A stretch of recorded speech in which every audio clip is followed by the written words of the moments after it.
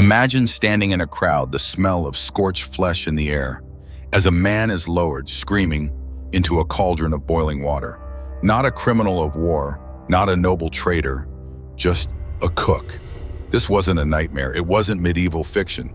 It was London, 1531. And the man was Richard Roose. His crime? A bowl of porridge. His punishment? Something no English law had ever prescribed before or since. Boiled, alive, by direct command of King Henry VIII. Yes, that Henry, the Renaissance prince turned tyrant. The man who defied the Pope, married 6 times and beheaded 2 of his queens. But this time he wasn't fighting Rome or silencing nobles. This time he went after a servant. Roose was no one special, a kitchen worker in the house of Bishop John Fisher. Until one winter morning when 2 people died after eating porridge he had cooked. Fisher himself barely survived. The explanation? Roose confessed, but said it was a laxative prank. The reaction? Unprecedented. Henry VIII didn't just demand a trial, he made new law retroactively and invented a punishment so theatrical, so brutal that even his blood-soaked reign rarely matched it again. And here's the question that still simmers 5 centuries later. Was Richard Roose truly a poisoner?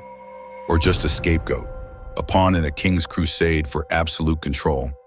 Because beneath the boiling water was a deeper fire, a kingdom burning with religious conflict, royal paranoia, and a terrifying new idea, that the king's will was the law.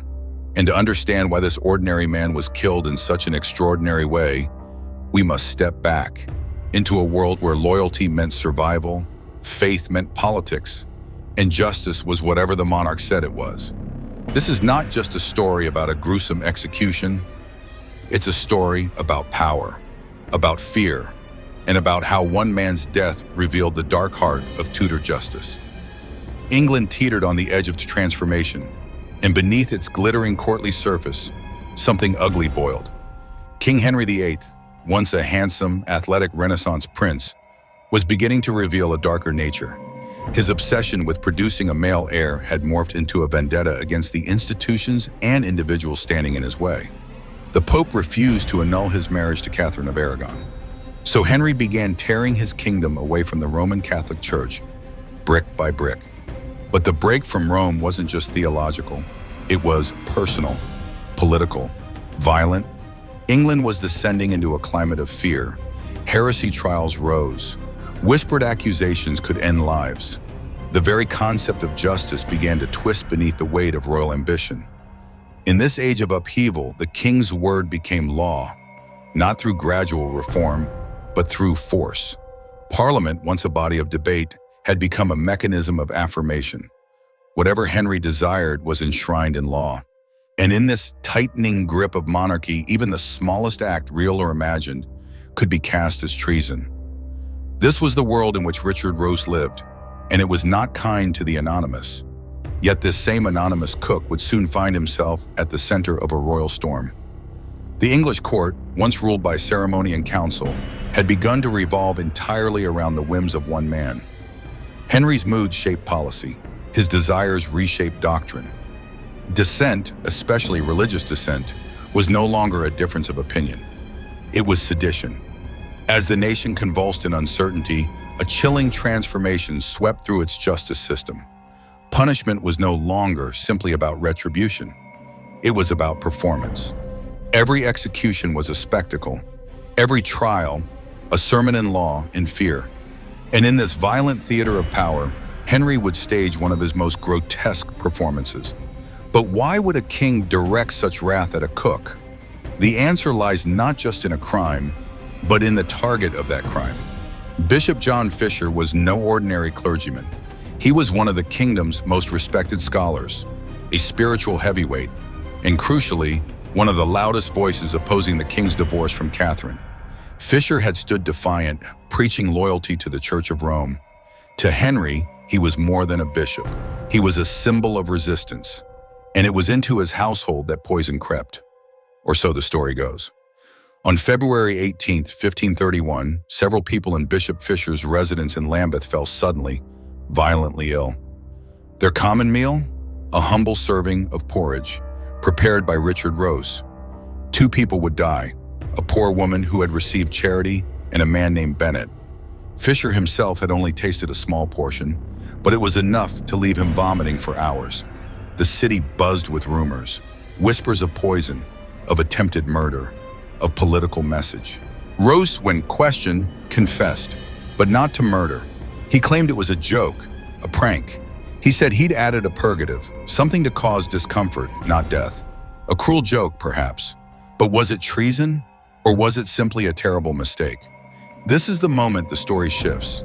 This is where it stops being about porridge and starts being about power. Because Henry VIII didn't just want answers, he wanted control. He wanted fear. And in Richard Roose, he saw the perfect vehicle. Was Roose telling the truth or lying? Was he a lone fool or a hired hand in a plot to eliminate a bishop? We don't know, but Henry decided. He decided this was not a joke. He decided this was not a prank. He decided it was treason. And with that single personal interpretation, a new law would be born, a punishment unseen in English history, a message of such brutality it would silence not just dissent, but the very idea of opposition. But before the law could change, before Parliament would bow and Roose would burn, the king had to craft his justification, a royal narrative that would bend both history and humanity. Because what Henry set in motion next was not a trial. It was a declaration, and the method he chose to punish Richard Roose, it wasn't a gallows, it wasn't an axe, it wasn't even fire. It was water, boiling, bubbling, writhing, alive. And what followed would shock even the blood-soaked streets of Tudor England. The porridge was simple: oats, water, perhaps a hint of spice. A poor man's breakfast served within the walls of one of England's most politically dangerous households. But on that cold February morning in 1531, it became a weapon. Several members of Bishop John Fisher's household began vomiting violently not long after breakfast. Two would never recover. One, a poor woman who had received food through the bishop's charity. The other, Bennett Curwen, a regular member of the household. Both died in agony. Fisher himself, target of countless royal frustrations, collapsed in illness but survived. The suspect was identified quickly. Richard Roose, a cook employed in Fisher's kitchens. By all accounts, an unremarkable man. But what he confessed, quietly, perhaps nervously, would change the course of English legal history. He admitted to tampering with the porridge, but not with poison, at least not in his words. He claimed he had added a laxative, a purgative. It was meant as a joke, he said, a prank, something to cause discomfort, not death. But in Tudor England, there was a razor-thin line between mischief and murder. And with Fisher still recovering, with two bodies laid out in the cold, and with tension surging between church and crown, the idea that this had all been a harmless joke was impossible to swallow. Roose's confession only deepened suspicion. If this were a joke, why now? Why at Fisher's table? And why would the king himself take such a sudden personal interest? Was Roose's porridge prank really a coincidence? Or was it a warning shot fired at Fisher from within his own kitchen? Because here's the chilling subtext. Fisher wasn't just a bishop. He was the most visible, vocal defender of Queen Catherine in her battle against Henry's divorce. He had publicly denounced the king's campaign for annulment. In fact, many saw him as the spiritual conscience of England's opposition. To silence Fisher would be to clear the path for Henry's reformation. So what better way to send a message than through fear? What better threat than a silent, invisible killer in the very food you trust? No daggers, no gunpowder, just a spoonful of breakfast and a body left cold. Whether or not Roose acted alone or under orders remains unsolved to this day. There was no trial, no thorough investigation, only the king's voice growing louder. Because to Henry, this wasn't about justice, it was about spectacle, control, theater. And so the machinery of monarchy began to churn. Rather than send Roose to court, Henry did something extraordinary. He went to Parliament. He drafted a law, a new kind of law, one designed for a single man. In March 1531, less than a month after the porridge deaths, Parliament passed the Act for Poisoning, declaring that poisoning was not only murder, it was high treason. A crime not just against a person, but against the crown itself. And with that, Roose was no longer just a cook. He was a traitor. The law was retroactive, written after the alleged crime yet applied to Roose directly. Even by the standards of the 16th century, an age of floggings and flayings, this legal maneuver was stunning. It ignored precedent. It violated long-standing principles of justice, even those understood in medieval jurisprudence. And yet, no one stood against it, because the king's will had become absolute. And his will demanded not just punishment, but a new kind of punishment: boiling. Treasonous poisoners, the new law said, were to be boiled alive. No beheading, no hanging, no mercy. Why boiling? The answer lies in symbolism. A cook who poisons does so through a pot, through heat, through water. So it was with water he would die. Henry turned Roose's tool into his tomb. This was more than execution. This was ritual revenge. The law made Roose the first man in English history to be legally sentenced to death by boiling. But it wouldn't stop there. A decade later, it would be used again, this time on a woman. Henry had unleashed with something new, something terrifying. And it began with the death of a poor woman and a household servant over a bowl of porridge. As word spread across London, reactions diverged. Some were horrified, others intrigued. But all understood, this was no longer about poison. It was about precedent.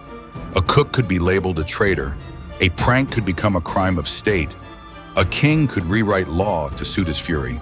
And behind it all was a message etched into every syllable of the act. The king's enemies would suffer in ways never imagined before. Roose's fate had been sealed not in a courtroom, but in Henry's mind. And now the cauldron was being prepared. It wasn't enough to accuse Richard Roose, it wasn't enough to condemn him. King Henry VIII wanted something more, something unforgettable.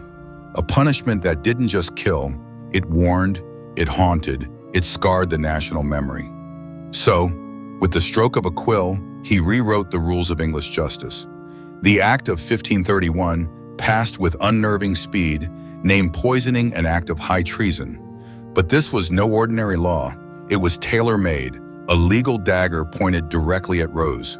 The law applied retroactively, a concept already considered dangerous even by medieval standards.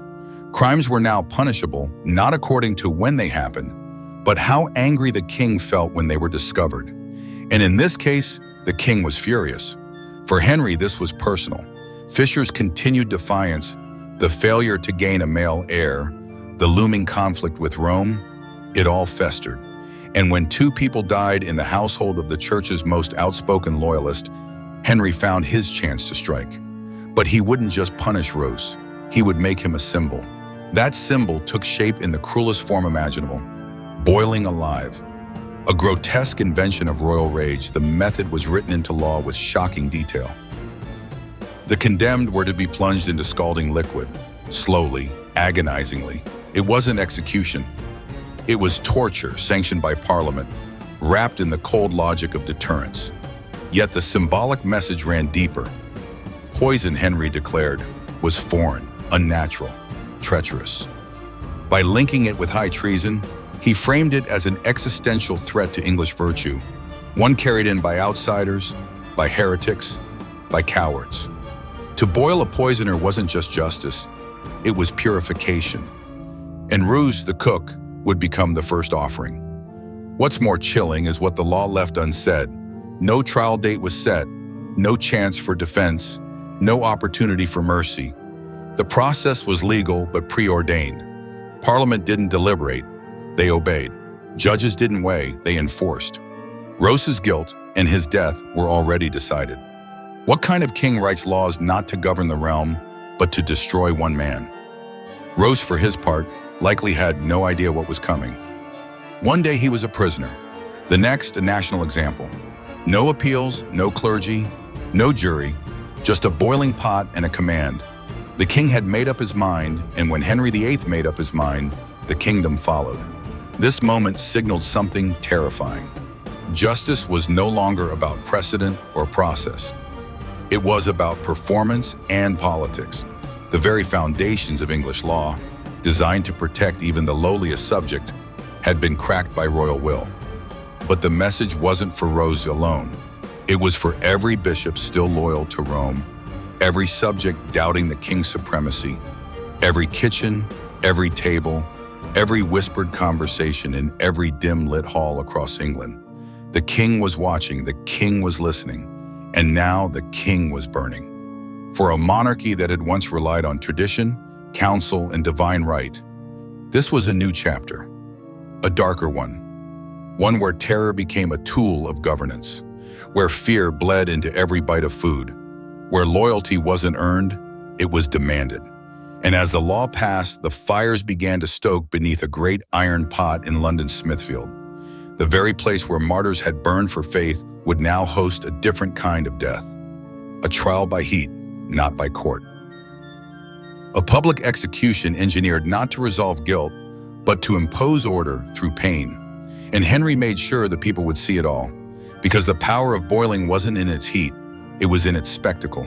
April 5th, 1531, the streets of London buzzed with anticipation. Not for a coronation, not for a festival, but for a boiling.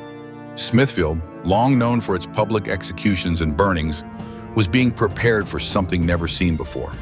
Not gallows, not firewood, but a massive iron cauldron suspended above a roaring fire filled with gallons of water. Slowly, relentlessly, it came to a boil, and the people came, hundreds, perhaps thousands. Men, women, children. Merchants paused their trades. Priests looked on in silence. Nobles watched from a distance. The capital's pulse quickened, not from fear, but from curiosity laced with dread. They weren't just there to see a man die. They were there to see what royal justice looked like when it boiled. Richard Roose, bound and trembling, was led to the site. There was no priest beside him, no final confession recorded, no words remembered. If he screamed, the crowd did not preserve it. If he wept, it was not for history. The focus was not on his soul, it was on his body and what would be done to it. The method was precise. Roose was not dropped in all at once. He was lowered slowly, limb by limb. Whether by pulley or rope, executioners ensured the death was not immediate. It was a process, and the process was pain. Boiling water first sears the skin, it blisters, peels, nerve endings ignite, but it doesn't stop at the surface. It cooks the flesh, layer by layer. In some accounts, Roose was raised slightly during the torture, only to be submerged again. A cycle of agony, a display of power.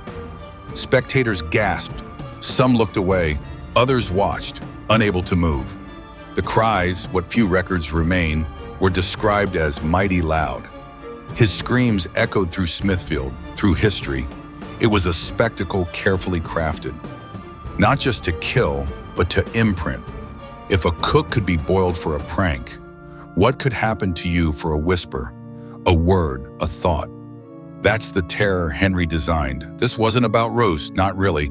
This was about everyone else, every servant with a grudge, every subject with doubts, every bishop still praying toward Rome. The message was scalding and clear. You live and die at the pleasure of the king. And it worked. For months afterward, Londoners whispered of the boiling. Children reenacted it in the street. Priests used it in sermons. It became legend and law, fused together in the national psyche. Even hardened observers of Tudor violence were shaken. England was a land accustomed to blood. But this was new. This was methodical cruelty, given the blessing of law and the spotlight of monarchy. Roose's body, after death, was likely discarded. No burial recorded, perhaps dissected, perhaps burned, perhaps simply thrown away. Like food spoiled beyond recognition. Because in the eyes of the crown, that's all he had become. Waste. And yet, in being destroyed, he had been made immortal. His death didn't end with his screams. It lingered in every law that followed. It lingered in every act of royal fury. It set a precedent, not just in punishment, but in performance. Because Henry VIII had discovered something. Pain could be theater, and the people would watch. The smoke had cleared from Smithfield. The boiling pot had gone cold. Richard Roose was dead, his screams now echoes, his body disposed of, his soul unspoken for. But his execution did not fade into obscurity. It rippled outward through courtrooms, parliaments, and pulpits, leaving a trail far more enduring than flesh. Because Rose's death wasn't the end of the story, it was the beginning of a new legal doctrine and a chilling turning point in England's relationship with justice, monarchy, and fear. The Act of 1531, though crafted for a single case, remained on the books. Poisoning had been elevated from crime to treason, a betrayal not of person, but of king and country. That shift allowed future monarchs to cast even the most private violence as an assault on sovereignty. It reframed domestic crime as national threat. The penalty, boiling alive, wasn't just an anomaly. It became legal precedent. 11 years after Rose's execution in 1542, Margaret Davy, a servant, was boiled for poisoning her employer's food. Once again, the pot returned, the water bubbled, and a body was sacrificed, not just to justice, but to power. The message hadn't dulled. In fact, its repetition gave it permanence. But the resonance went beyond legal codes. It infected culture. Stories of the boiling became parables, warnings. Parents used it to frighten misbehaving children. Writers whispered of it as a grotesque milestone. And in the silent corridors of power, nobles and clergy remembered what had happened when Henry VIII grew impatient with due process. By killing Rose, the king hadn't stopped poison. He had become it. For Bishop John Fisher, the man whose household had been the stage for this royal theater, the aftermath was just as deadly. Though he had survived the porridge, he would not survive the king's wrath. In 1535, 4 years later, Fisher was executed, beheaded for refusing to accept Henry as the supreme head of the Church of England. Some historians have asked, was the poisoning a failed attempt to silence Fisher early? Was Rose merely a pawn in a deeper game, used either by political conspirators or the crown itself to test the waters of opposition? We'll never know. The historical record is silent, perhaps deliberately, but the timing, the targets, and the reaction remain deeply suspect. What is certain, though, is what Rose's case revealed about Tudor governance. Henry VIII's rule marked a transition from medieval monarchy to something far more centralized and dangerous, a personal autocracy draped in divine right.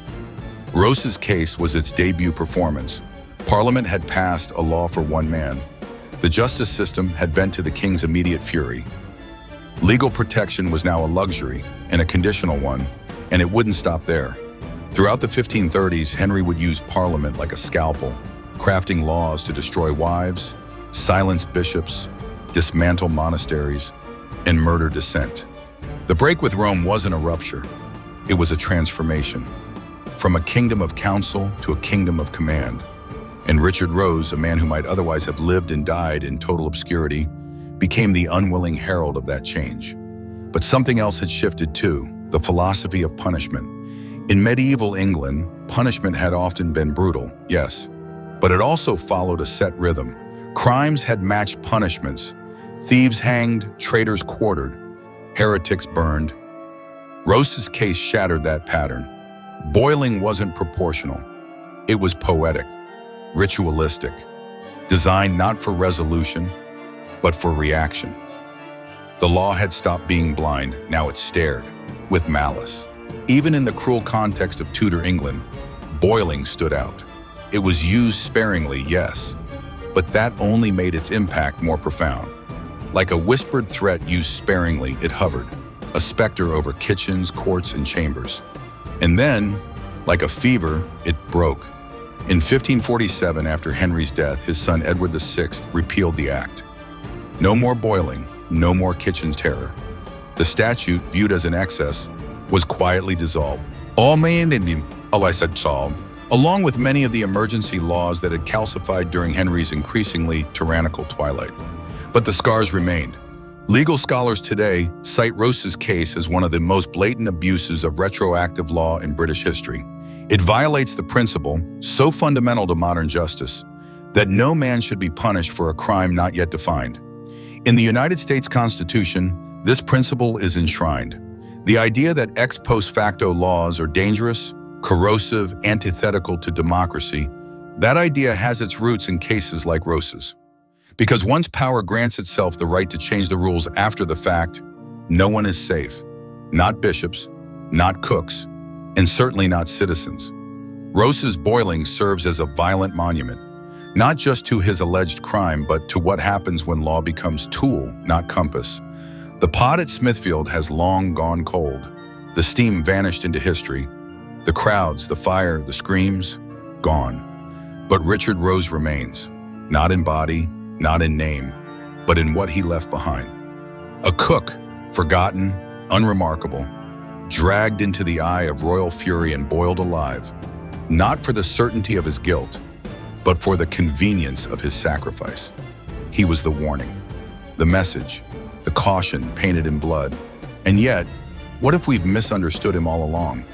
Was Roose a murderer, or just a fool? A man who played a cruel joke, or a pawn caught between titans of church and crown? The records are thin. The verdict was fast. The punishment, inhuman. Maybe Richard Roose wasn't the poisoner. Maybe the poison was the system. A system that rewrote laws overnight, that turned spectacle into sentence, that boiled a man not for justice, but for performance. And now, centuries later, we're still asking, what does justice look like when power writes the rules? Roose's story dares us to look at our own systems, our own laws, our own leaders. How much power is too much? When does punishment stop being justice and become theater? If history teaches us anything, it's that the line is thinner than we'd like to believe. Was Richard Roose a villain, a victim, or something in between? Tell us what you think in the comments. If this story left you thinking, subscribe to the channel. Hit that bell so you don't miss the next dark chapter of history they didn't teach you in school. And if there's a forgotten figure, a trial, or a moment in time you want us to dive into next, drop their name below. Because sometimes to understand the present, we need to boil down the past.